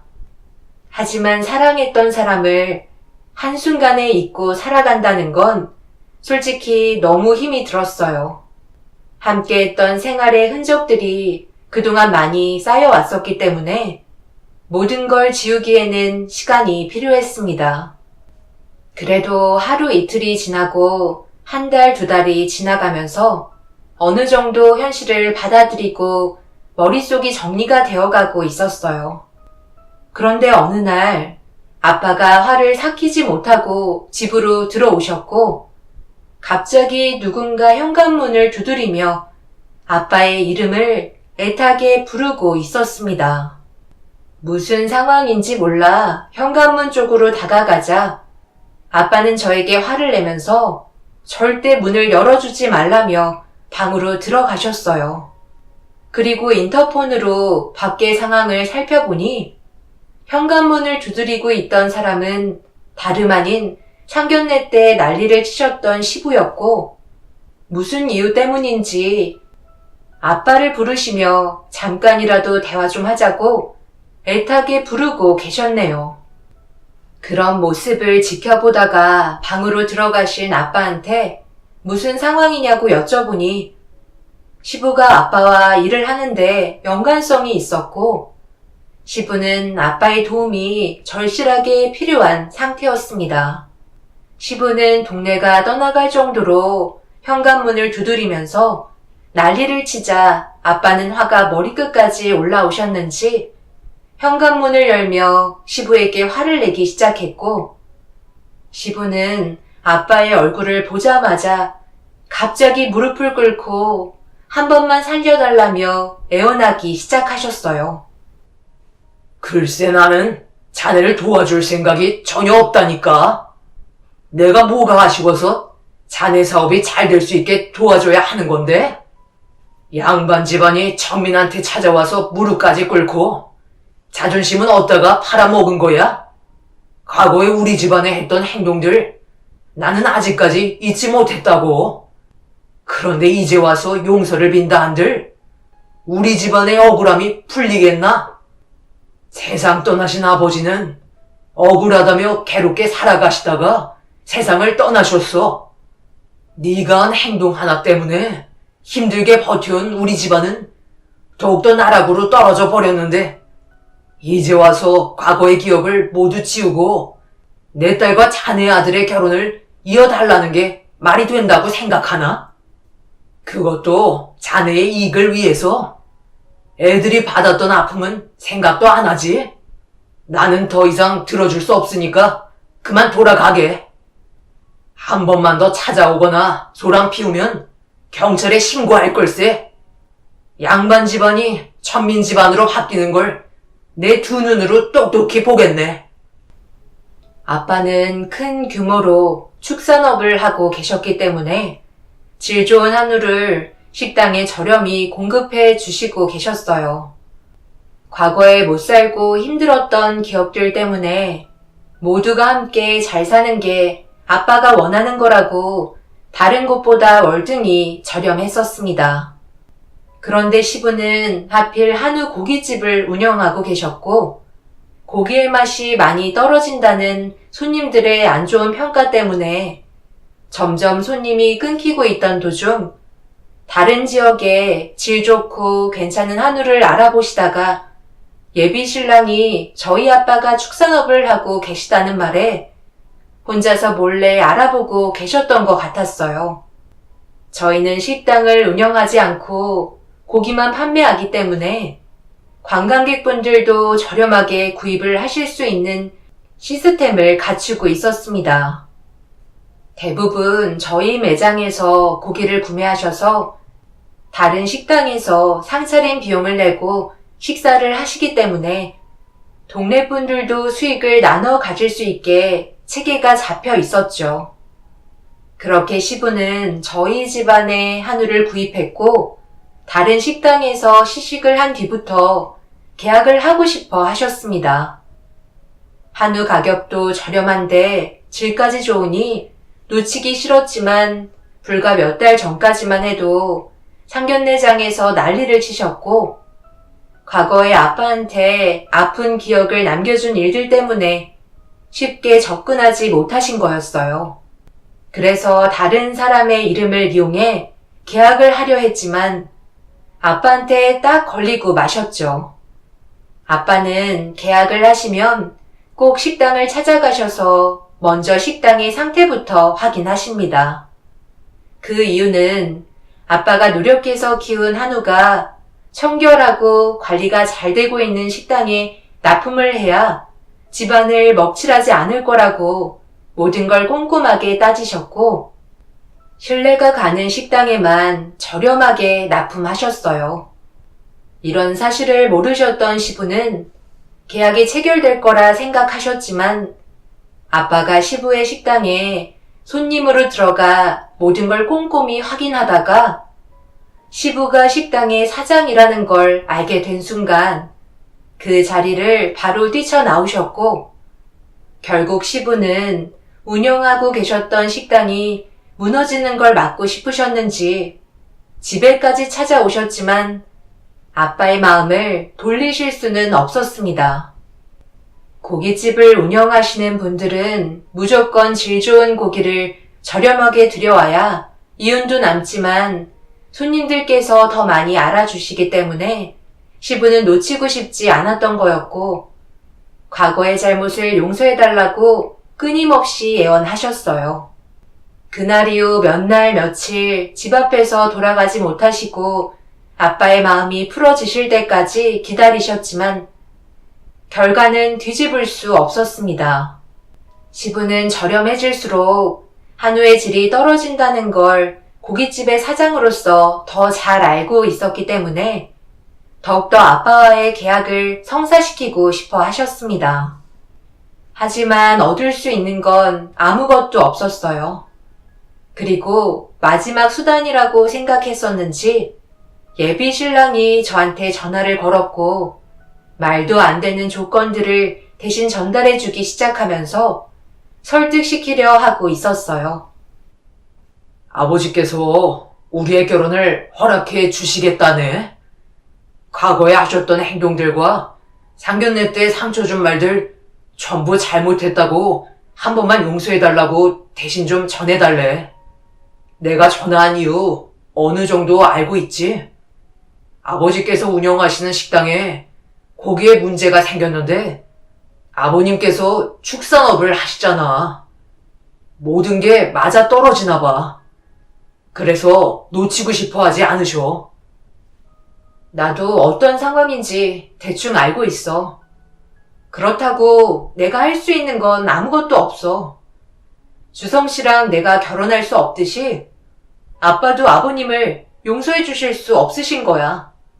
우리가 그때의 상황이 얼마나 심각했는지 다 알지는 못하지만 상견례 때 두 분의 사이를 보면 대충 알 수 있잖아. 그리고 나는 어느 정도 주성 씨에 대한 마음을 정리한 상태야. 무슨 이유 때문에 전화한 건 알겠지만 더 이상 전화 주지 않았으면 좋겠어. 달라지는 건 전혀 없고 우리는 이어질 수 없는 관계야. 예비 신랑도 미안하다며 더는 전화하지 않겠다고 먼저 통화를 끊었습니다. 하지만 시부는 아직까지 저희 집에 끊임없이 찾아와서 용서를 구하고 있는 중이네요. 요즘처럼 안 좋은 시기에 아빠처럼 저렴하게 질 좋은 한우를 내어줄 수 있는 업체가 거의 없다고 들었습니다. 아빠는 지금이나 예전이나 언제나 한결같은 모습으로 많은 사람들을 도와주고 싶어 하세요. 모두들 잘 사는 게 꿈이라고 항상 말씀하셨죠. 처음에는 힘들게 고생한 걸 왜 많은 이득을 남기지 않는지 이해가 안 되었지만 이번 일로 인해 아빠의 마음을 충분히 이해할 수 있었습니다. 아마 시부가 운영하고 계신 식당은 처음부터 평이 안 좋았기 때문에 많은 변화를 주지 않는다면 요즘처럼 어려운 시기에 분명 얼마 가지 못하고 폐업을 할 수밖에 없을 것 같네요. 어렸을 적부터 시작된 아빠와의 악연이 이제는 끝났으면 좋겠습니다. 모두가 똑같은 사람인데 왜 양반 집안, 천민 집안으로 선을 그어서 급을 나누는지 모르겠네요. 분명 저희가 겪었던 이런 상황들이 많은 분들께서도 겪으셨을지도 모르겠어요. 옛날 분들이시라면 양반, 천민을 더 따지셨겠죠. 앞으로는 이런 문제들이 없어졌으면 좋겠어요. 제 사연을 들어주신 분들, 오늘도 행복하시고 많은 분들께서 하시는 일이 무엇이든 잘 되셨으면 좋겠습니다. 언제나 응원 드리겠습니다. 감사합니다.